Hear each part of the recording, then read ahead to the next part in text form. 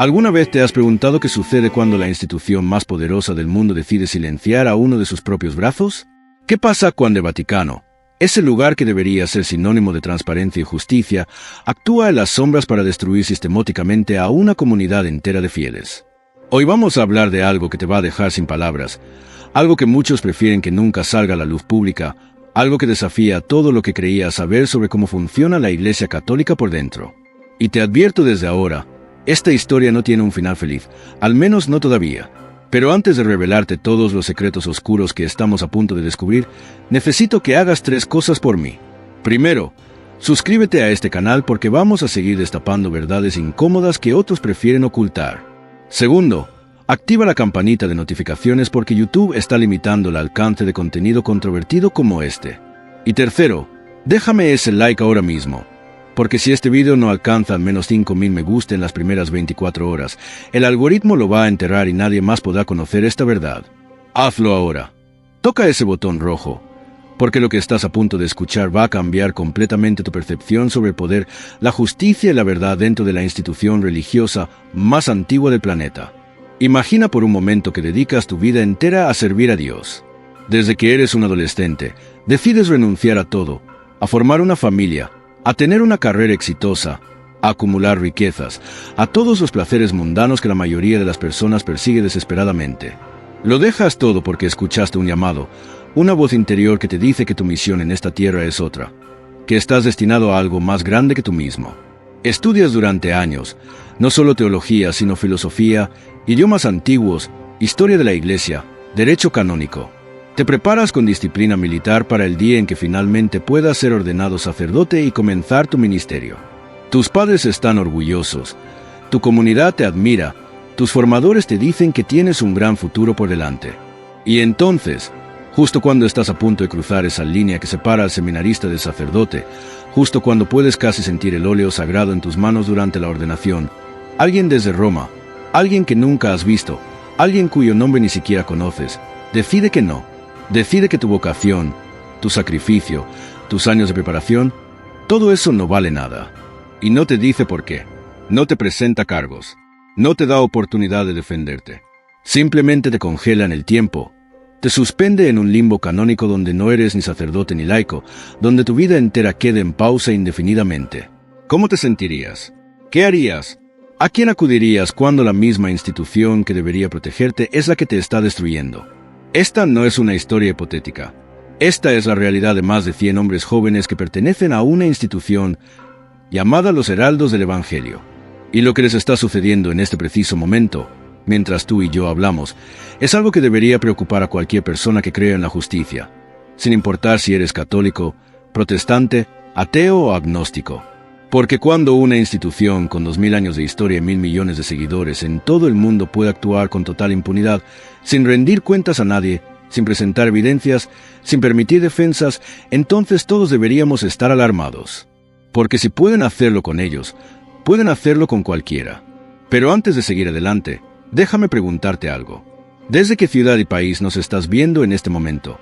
Escríbelo en los comentarios, porque necesito saber hasta dónde está llegando esta historia. ¿Hay presencia de los heraldos del Evangelio en tu región? ¿Los conoces personalmente? ¿Has participado en alguna de sus misas o eventos? Cuéntamelo todo en los comentarios, porque cuanto más información tengamos, más completa será nuestra comprensión de lo que realmente está sucediendo. Ahora, retrocedamos un poco en el tiempo. Retrocedamos a 2017. Ese año, algo extraño comenzó a suceder.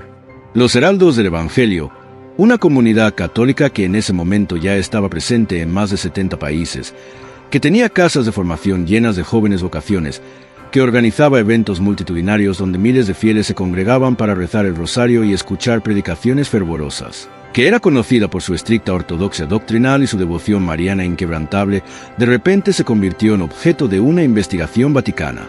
Y cuando digo investigación, no me refiero a una simple auditoría o a una visita pastoral amigable. Me refiero a lo que en el lenguaje canónico se llama una visita apostólica, que básicamente significa que Roma sospecha que algo muy grave está sucediendo y está enviando investigadores para averiguar qué es. Piensa en ello como cuando el FBI aparece en tu puerta con una orden judicial, no como cuando tu abuela viene a visitarte para tomarte. La diferencia es crucial. Pero aquí está la primera pregunta que nadie ha podido responder satisfactoriamente. ¿Qué provocó exactamente esta visita apostólica? ¿Qué acusaciones específicas se presentaron? ¿Quién las presentó? ¿Cuándo? ¿Dónde? ¿Con qué evidencias? Y aquí es donde la historia comienza a ponerse verdaderamente oscura, porque nadie lo sabe. O más precisamente, alguien lo sabe, pero no nos lo están diciendo. El Vaticano, en su infinita sabiduría, decidió mantener todo en completo secreto. No hubo comunicado público explicando las razones de la investigación. No hubo lista de acusaciones que pudiera ser consultada. No hubo transparencia alguna. Solo silencio. Un silencio ensordecedor que ha durado ya 8 años y contando. Y mientras tanto, vidas reales están siendo destrozadas, vocaciones están siendo congeladas, familias están sufriendo, comunidades enteras están en agonía, sin saber qué diablos está pasando ni por qué. Ahora bien, algunos dirán que el Vaticano tiene derecho a investigar en privado, que la confidencialidad protege a los acusados y a los acusadores, que no todo debe ser ventilado en público. Y en teoría, eso tiene sentido. Nadie quiere que cada investigación preliminar se convierta en un circo mediático. Pero hay una diferencia abismal entre confidencialidad legítima y ocultamiento sistemático. Hay una diferencia entre proteger la reputación de personas inocentes hasta que se demuestre lo contrario y usar el secreto como arma para evitar rendir cuentas. Y lo que estamos viendo aquí parece mucho más lo segundo que lo primero. Y antes de que avancemos más, necesito que hagas algo. Pausa el vídeo por un segundo y vea los comentarios. Quiero que me digas honestamente qué piensas hasta ahora. ¿Te parece razonable que una institución religiosa pueda investigar, juzgar y condenar a sus propios miembros sin nunca hacer públicas las acusaciones?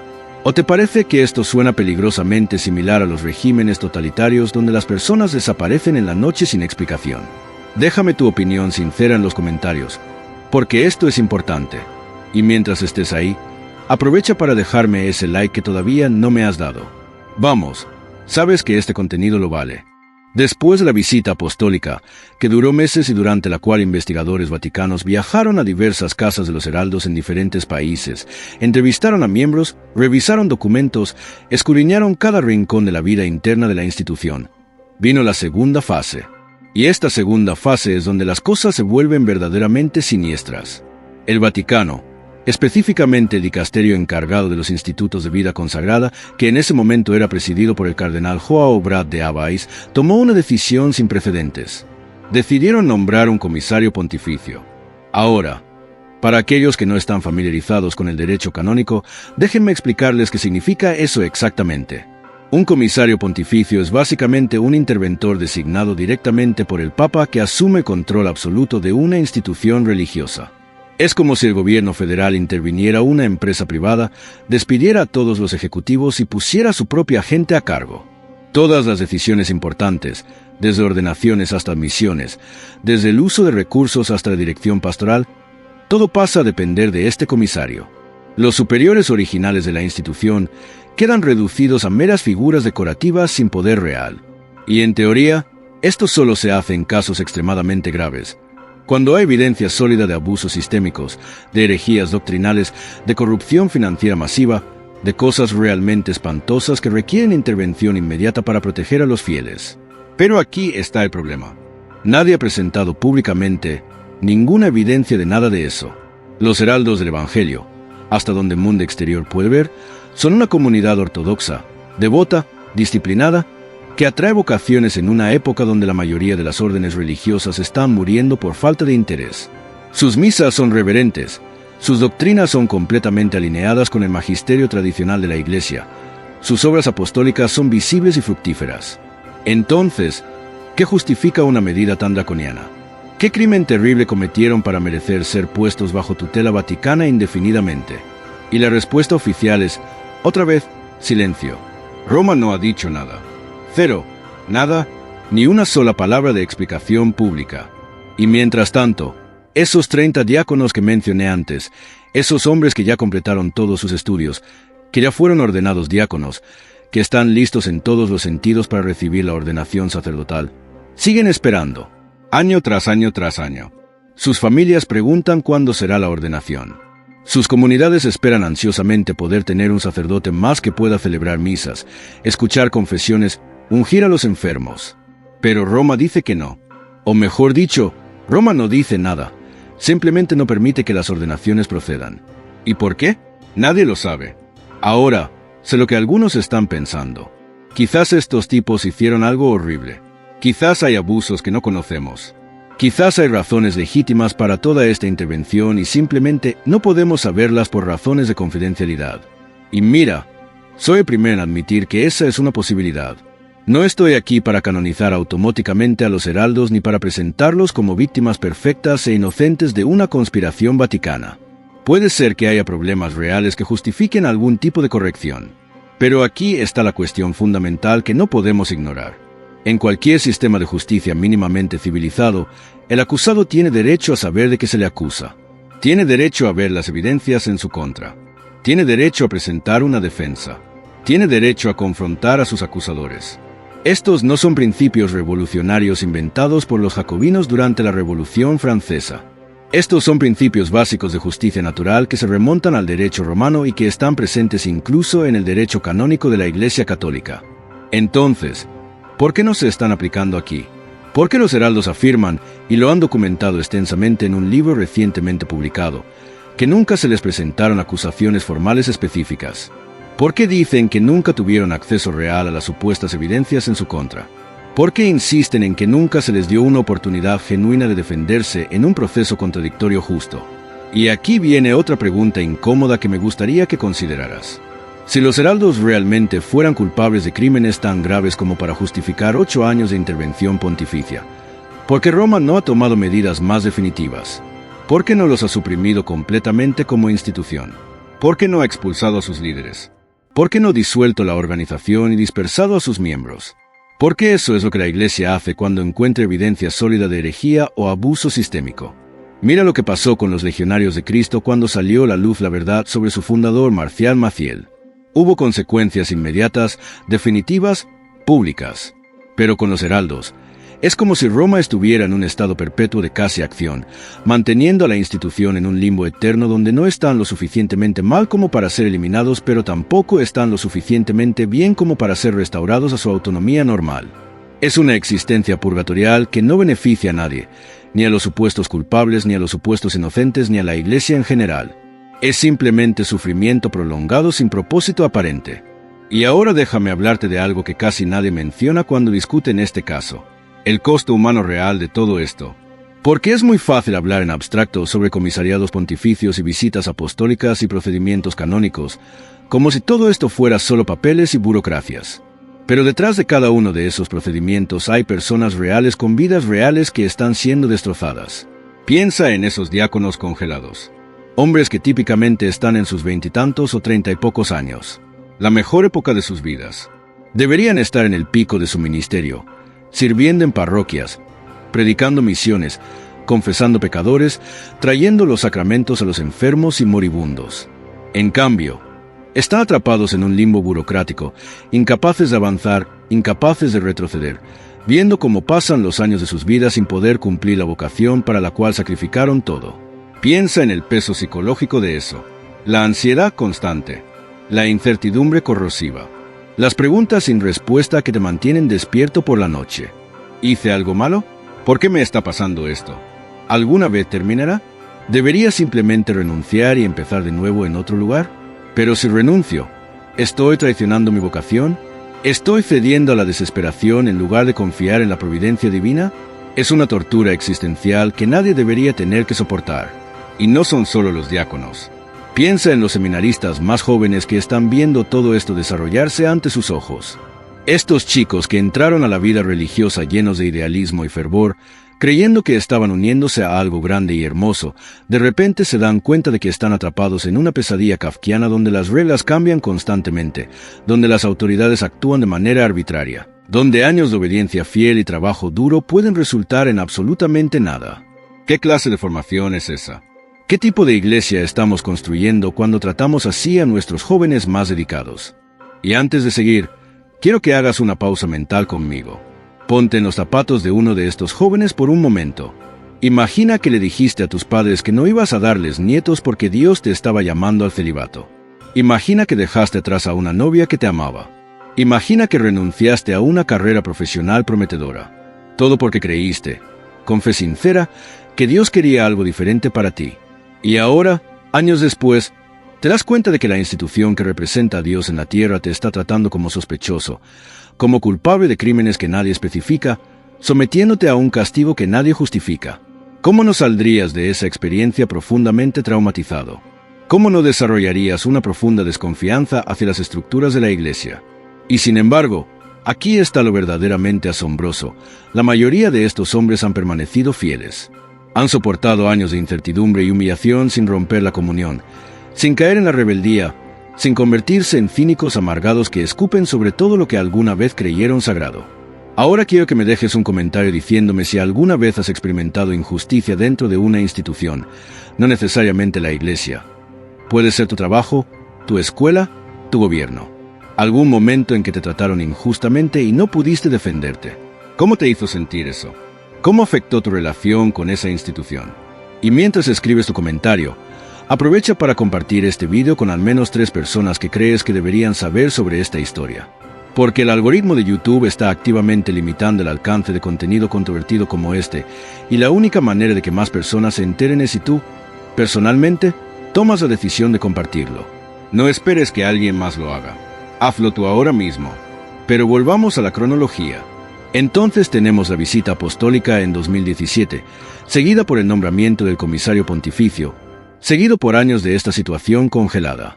Y durante todo este tiempo, los heraldos han estado haciendo lo que se supone que deben hacer en estos casos. Han sido obedientes. Han presentado recursos canónicos formales. Han contratado abogados especializados en derecho de la Iglesia. Han escrito cartas respetuosas a las autoridades competentes. Han pedido audiencias. Han solicitado clarificación. Han hecho literalmente todo lo que el sistema legal de la Iglesia dice que deben hacer cuando creen que están siendo tratados injustamente. Y la respuesta ha sido, una y otra vez, silencio. O peor que silencio, respuestas burocráticas vagas que básicamente dicen, confíen en el proceso, todo está siendo manejado apropiadamente, no pueden saber los detalles, simplemente obedezcan. Es la clase de respuesta que recibirías de un régimen autoritario, no de una institución que supuestamente se preocupa por la verdad y la justicia. Y aquí está una de las ironías más crueles de toda esta situación. Los heraldos del Evangelio son conocidos por su ortodoxia doctrinal inquebrantable. No son un grupo progresista que está tratando de cambiar las enseñanzas de la Iglesia sobre matrimonio o el sacerdocio femenino o la moralidad sexual. No son liturgistas experimentales que celebran misas con guitarras eléctricas y danzas litúrgicas. No son teólogos liberales que cuestionan la divinidad de Cristo o la resurrección corporal. Son, en todos los sentidos relevantes, conservadores católicos tradicionales que aman la liturgia latina, que rezan el rosario diariamente, que promueven la devoción a María, que defienden todas las enseñanzas tradicionales de la Iglesia sin excepción ni ambigüedad. Son exactamente el tipo de católicos que, en teoría, Roma debería estar celebrando y apoyando en una era donde la fe está en declive en todo Occidente.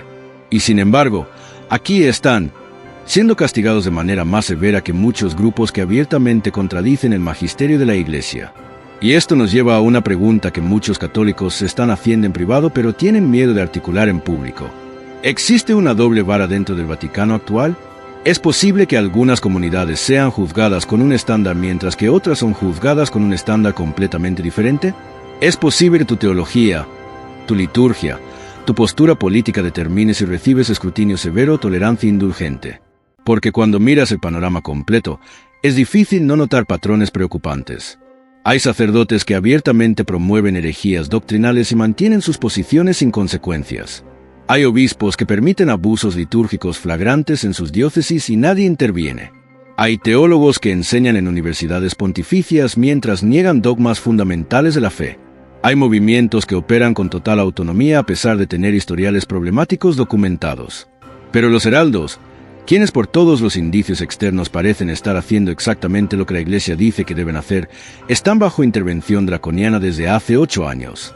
Ahora bien, algunos argumentarán que estoy comparando manzanas con naranjas, que cada caso es único, que no puedo saber qué está sucediendo detrás de escena.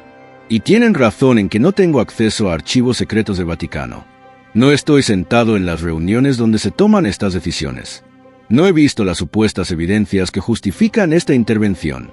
Pero esa es precisamente mi queja. Nadie fuera del círculo íntimo ha visto esas evidencias. Y en ausencia de transparencia, en ausencia de explicaciones públicas, en ausencia de debido proceso visible, la gente inevitablemente va a sospechar lo peor. Van a pensar que hay agendas ocultas, que hay conflictos de poder, que hay persecución ideológica disfrazada de corrección pastoral. Y francamente, ¿puedes culparlos por pensar así? Cuando una institución actúa en secreto total y se niega a justificar públicamente acciones extraordinarias, ¿qué otra conclusión razonable pueden sacar los observadores externos? Y aquí quiero hacer una pausa para dirigirme directamente a aquellos de ustedes que son católicos devotos que confían implícitamente en las autoridades de la Iglesia. Entiendo tu posición. Entiendo que quieres creer que el Papa y los cardenales y los obispos están actuando con sabiduría y justicia.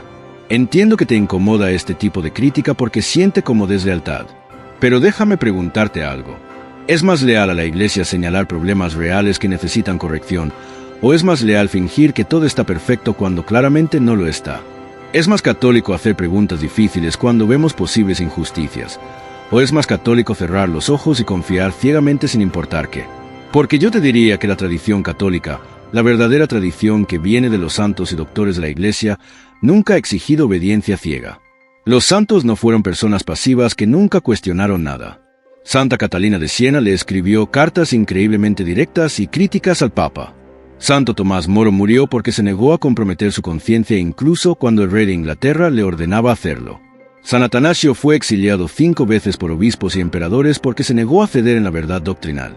La historia de la Iglesia está llena de personas santas que mostraron una combinación de profundo amor y respeto por la autoridad eclesiástica junto con una voluntad férrea de resistir cuando esa autoridad actuaba injustamente. Y eso es lo que necesitamos recuperar hoy. No una actitud de rebelión cínica donde asumimos que toda autoridad es corrupta y merece desprecio, pero tampoco una actitud de servilismo infantil donde asumimos que la autoridad nunca se equivoca y nunca debe ser cuestionada. Necesitamos una obediencia madura, inteligente, que ama a la Iglesia lo suficiente como para querer que sea mejor, que respeta a la jerarquía lo suficiente como para esperar que actúe con justicia y transparencia, que confíe en la providencia divina lo suficiente como para creer que Dios puede usar incluso nuestras críticas constructivas para purificar y fortalecer a su Iglesia. Y antes de continuar, necesito que hagas algo más. Ve a los comentarios y dime honestamente, ¿crees que es posible criticar acciones específicas de autoridades de la Iglesia sin faltar el respeto a la Iglesia misma? ¿O crees que cualquier crítica, sin importar cuán fundamentada esté, es automáticamente un acto de rebelión? Esta es una pregunta crucial porque define cómo entendemos lo que significa ser católico en el siglo XXI. Y mientras respondes, asegúrate de que ya le diste like a este video, porque necesitamos que esto llegue a la mayor cantidad de personas posible. Ahora quiero cambiar de enfoque por un momento y hablar sobre qué revela todo esto sobre el estado actual de la Iglesia Católica. Porque este no es solo un caso aislado de una comunidad particular teniendo problemas con Roma. Esto es sintomático de algo mucho más grande y más preocupante. Hay una crisis de confianza masiva desarrollándose dentro del catolicismo global, y casos como el de los heraldos solo están echando gasolina al fuego. Por un lado, tienes a millones de católicos ordinarios que ven escándalos tras escándalos, encubrimientos tras encubrimientos, promesas de reforma que nunca se materializan y están perdiendo la fe no en Dios sino en las instituciones humanas que supuestamente representan a Dios. Por otro lado, tienes autoridades eclesiásticas que parecen cada vez más desconectadas de las preocupaciones de los fieles, que operan en burbujas burocráticas donde las apariencias políticas importan más que la verdad y la justicia, donde proteger la reputación institucional toma precedencia sobre hacer lo correcto. Y lo que es particularmente frustrante es que la Iglesia tiene todos los recursos teológicos y filosóficos necesarios para navegar estas crisis con gracia y sabiduría. La tradición católica tiene 2 milenios de pensamiento profundo sobre justicia, sobre debido proceso, sobre equilibrio entre misericordia y verdad, sobre cómo las instituciones deben servir a las personas en lugar de al revés. Pero en la práctica, demasiado a menudo, vemos exactamente lo opuesto. Vemos instituciones que se protegen a sí mismas a expensas de las personas. Vemos procesos que favorecen el secreto sobre la transparencia. Vemos autoridades que exigen confianza sin ganársela mediante acciones consistentes y justas. Y el resultado es predecible. Jóvenes católicos prometedores que podrían haber sido sacerdotes extraordinarios se desaniman y abandonan sus vocaciones.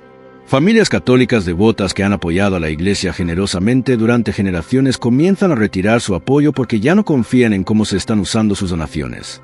Católicos intelectuales serios que podrían defender la fe en la plaza pública se quedan callados porque están avergonzados de cómo su propia iglesia está manejando asuntos básicos de justicia y transparencia. Y déjame ser muy claro sobre algo. Cuando hablo sobre estos problemas, no estoy argumentando que la Iglesia Católica debería convertirse en una democracia donde todo se decide por voto popular. No estoy sugiriendo que necesitamos abandonar la estructura jerárquica que Cristo mismo estableció. No estoy promoviendo alguna visión protestante donde cada individuo interpreta las Escrituras como quiere sin autoridad magisterial. La estructura jerárquica de la Iglesia es buena y necesaria, pero jerarquía no significa tiranía. Autoridad no significa arbitrariedad. Obediencia no significa servilismo.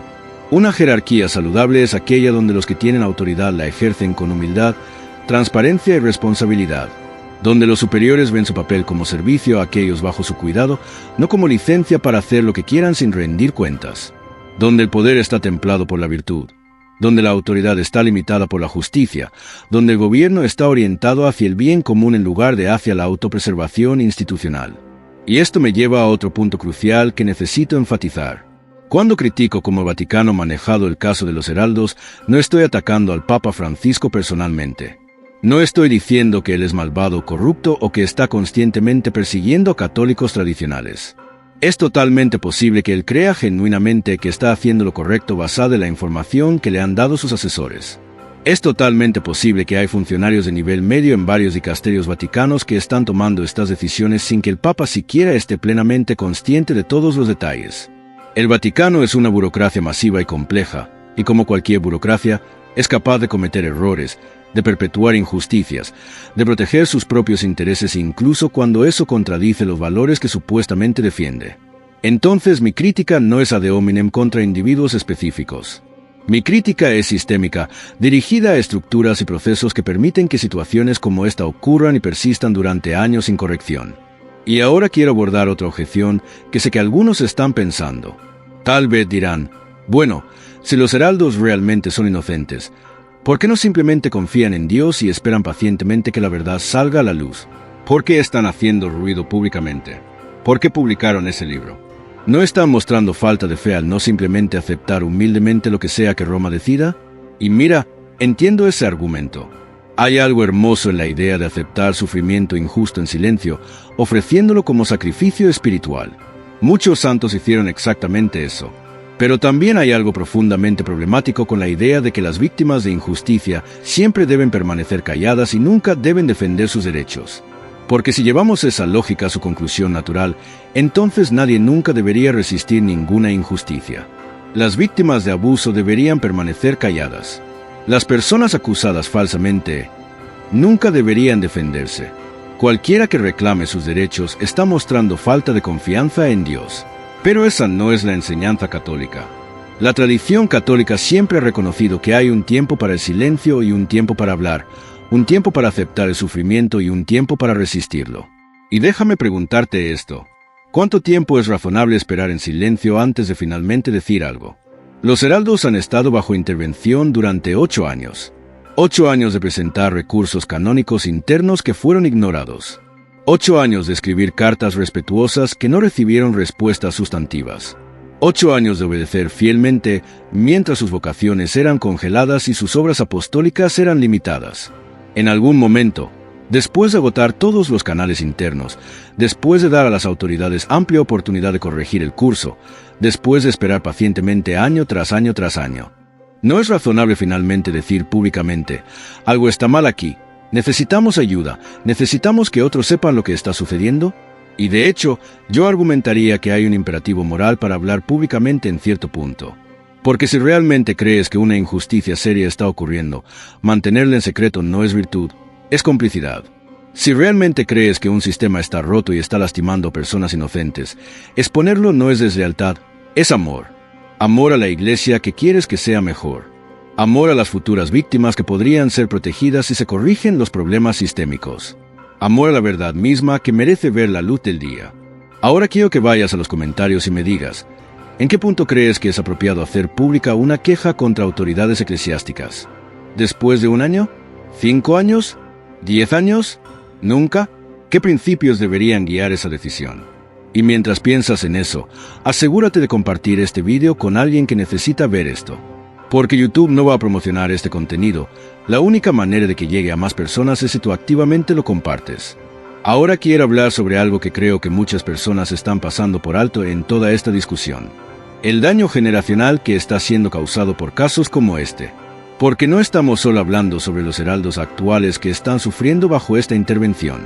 Estamos hablando sobre qué mensaje esto envía a la próxima generación de católicos jóvenes que están considerando vocaciones religiosas. Imagina que eres un adolescente católico devoto que está discerniendo si Dios te está llamando al sacerdocio o a la vida religiosa. Y ves historias como esta. Ves jóvenes que dedicaron sus vidas a servir a Dios siendo tratados así. Ves vocaciones siendo congeladas arbitrariamente. Ves comunidades enteras siendo puestas bajo sospecha sin explicación clara. ¿Qué conclusión vas a sacar? Probablemente vas a pensar, ¿por qué diablos querría yo someterme a ese sistema? ¿Por qué entregaría mi vida a una institución que trata así a sus miembros más dedicados? Mejor me quedo como laico donde al menos tengo algunos derechos y protecciones básicas. Y ese es el costo oculto de todo esto. No es solo el sufrimiento de los individuos directamente afectados, aunque eso es suficientemente malo. Es el efecto escalofriante sobre innumerables jóvenes que podrían haber tenido vocaciones hermosas y fructíferas pero que se desaniman antes de siquiera comenzar. Es la erosión de la confianza que toma generaciones construir, pero puede ser destruida en años. Es el cinismo que se instala cuando ves una y otra vez que las instituciones que predican justicia no siempre la practican. Y ese daño es casi imposible de cuantificar, pero es muy real. Cada vocación perdida representa potencialmente miles de almas que podrían haber sido servidas por ese sacerdote o religiosa a lo largo de décadas de ministerio. Cada joven idealista que se vuelve cínico representa a un testigo del Evangelio que se silencia antes de que pueda siquiera comenzar. El costo compuesto de todo esto es astronómico y no creo que las autoridades que están tomando estas decisiones lo estén considerando adecuadamente. Y déjame hacer una observación más sobre la cuestión de las vocaciones. Estamos viviendo en una era donde la Iglesia Católica en Occidente está experimentando una crisis vocacional sin precedentes. Los seminarios se están vaciando. Las órdenes religiosas se están extinguiendo. La edad promedio de sacerdotes y religiosas está subiendo constantemente.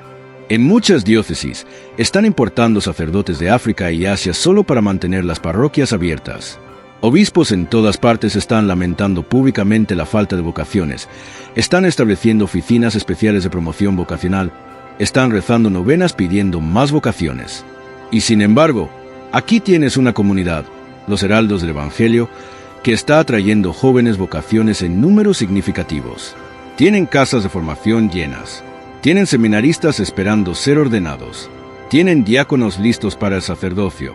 Deberían ser celebrados como un éxito en medio de una crisis general. Pero en cambio, están siendo castigados, sus vocaciones están siendo bloqueadas, su crecimiento está siendo estrangulado. Desde una perspectiva puramente pragmática, aparte de cualquier consideración de justicia, ¿tiene esto algún sentido? ¿Es esto buena administración de los recursos humanos de la Iglesia? Ahora bien, sé que algunos argumentarán que la calidad importa más que la cantidad, que es mejor tener pocos sacerdotes buenos que muchos sacerdotes problemáticos. Y estoy completamente de acuerdo con ese principio en abstracto. Pero nuevamente, esa lógica solo funciona si realmente hay evidencia de que estos candidatos específicos son problemáticos. Y hasta donde cualquiera fuera del círculo interno del Vaticano puede ver, no hay tal evidencia. Estos hombres han pasado por años de formación rigurosa. Han sido examinados por sus superiores locales. Han demostrado las cualidades necesarias para el sacerdocio. Y aún así, por razones que nadie explica, no se les permite avanzar. Es como si un estudiante de medicina completara todos sus cursos, pasara todos sus exámenes, recibiera recomendaciones entusiastas de todos sus profesores, y luego, justo antes de la graduación, alguien en la oficina del decano dijera, no puede graduarse. Y cuando pregunta por qué, la única respuesta es silencio. ¿Cómo es eso justo? ¿Cómo es eso racional? ¿Cómo es eso compatible con cualquier principio básico de justicia procesal? Y aquí quiero hacer una pausa para hablar directamente a aquellos de ustedes que no son católicos pero que están viendo esto.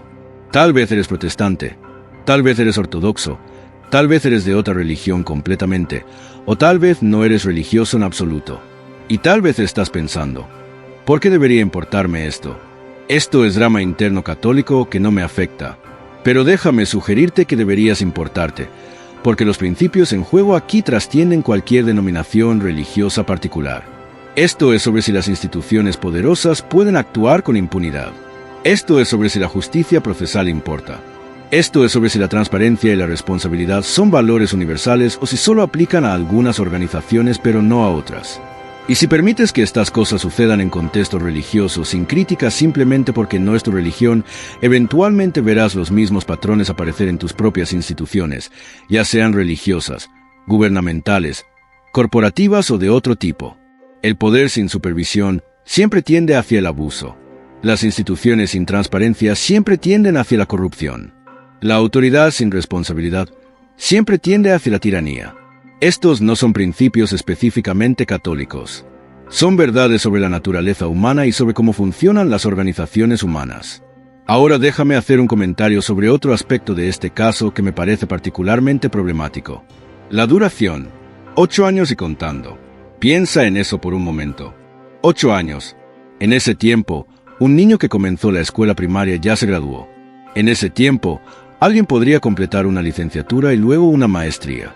En ese tiempo, una persona podría construir una carrera completa, casarse, tener varios hijos. 8 años es un periodo significativo de vida humana. Y durante todos esos 8 años, los heraldos han estado en este limbo, sin saber si alguna vez se resolverá, sin tener claridad sobre qué se supone que deben corregir porque nadie les ha dicho específicamente que está mal. Es como una sentencia de prisión de duración indeterminada donde no sabes cuándo o si alguna vez terminarás tu tiempo. Y cualquier persona que haya estudiado justicia penal te dirá que la incertidumbre prolongada es una de las formas más crueles de castigo.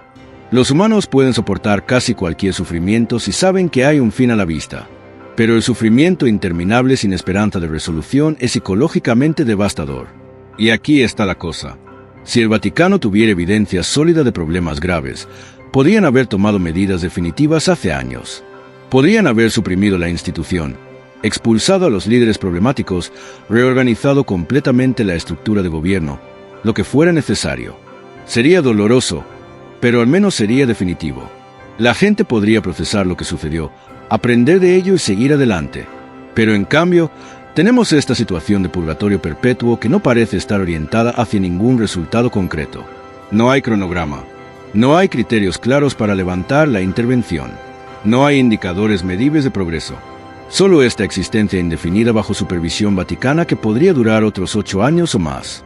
Y francamente, eso me parece más cruel que una supresión definitiva habría sido. Al menos la supresión ofrecería cierre. Esto es solo sufrimiento prolongado sin propósito aparente. Ahora quiero que vayas a los comentarios y me digas, ¿cuánto tiempo crees que es razonable para que dure una intervención como esta antes de que se convierta en injusta simplemente por su duración? ¿Hay algún punto donde la longitud misma del proceso se convierte en una forma de castigo desproporcionado?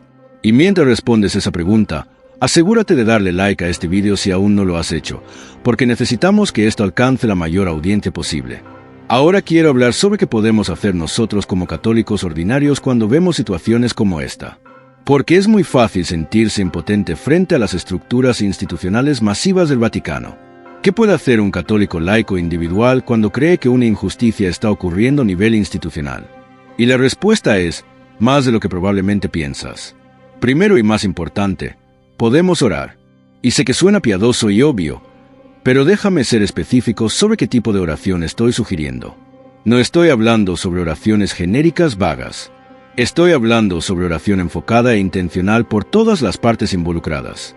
Reza por los heraldos, para que tengan paciencia, perseverancia y que si han cometido errores reales, tengan la humildad de reconocerlos y corregirlos. Reza por el Papa y los cardenales involucrados en estas decisiones, para que tengan sabiduría, que sean guiados por el Espíritu Santo, que actúen con justicia y misericordia. Reza por los investigadores y funcionarios de nivel medio que están manejando estos procesos, para que no pierdan de vista las personas reales cuyas vidas se están afectando. Reza para que la verdad, sea cual sea, salga a la luz. Reza para que se haga justicia según Dios la entiende, no según nuestras preferencias partidistas. Segundo, podemos informarnos. No te quedes solo con titulares sensacionalistas de ningún lado. Lee el libro que los heraldos publicaron con su versión de los eventos. Lee las declaraciones oficiales del Vaticano si están disponibles. Busca análisis de expertos en derecho canónico que puedan explicar los procedimientos involucrados. Intenta entender las múltiples perspectivas en juego. Sé un consumidor crítico de información, consciente de que todos los lados en cualquier conflicto tienen sus propios sesgos y agendas. La verdad generalmente está en algún lugar entre los extremos, pero no puedes encontrarla si solo escuchas un lado. Tercero, podemos hablar. Podemos tener conversaciones respetuosas pero honestas con otros católicos sobre estos temas. Podemos negarnos a aceptar la narrativa de que cualquier crítica a las autoridades de la Iglesia es automáticamente deslealtad. Podemos modelar cómo es posible amar a la Iglesia profundamente mientras aún señalamos problemas que necesitan corrección. Podemos ayudar a crear una cultura donde las preguntas difíciles sean bienvenidas en lugar de cerradas. Porque la realidad es que el silencio tácito frente a posibles injusticias no es virtud, es complicidad. Y la Iglesia solo puede reformarse a sí misma cuando suficientes personas buenas están dispuestas a decir la verdad en amor. Cuarto, podemos apoyar a aquellos que están sufriendo. Si conoces a miembros de los Heraldos o de cualquier otra comunidad que está pasando por algo similar, ofréceles tu amistad, tu solidaridad, tu presencia. No los abandones solo porque están bajo una nube de sospecha. Recuerda que ser investigado no es lo mismo que ser culpable.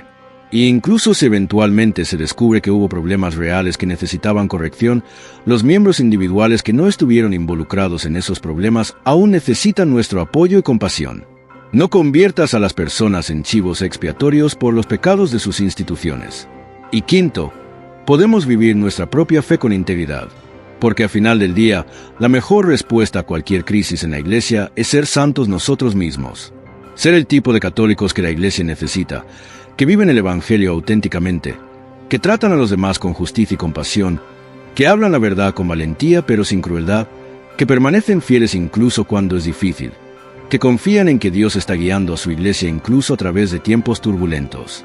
Porque la Iglesia no es solo la jerarquía, no es solo el Papa y los cardenales y los obispos.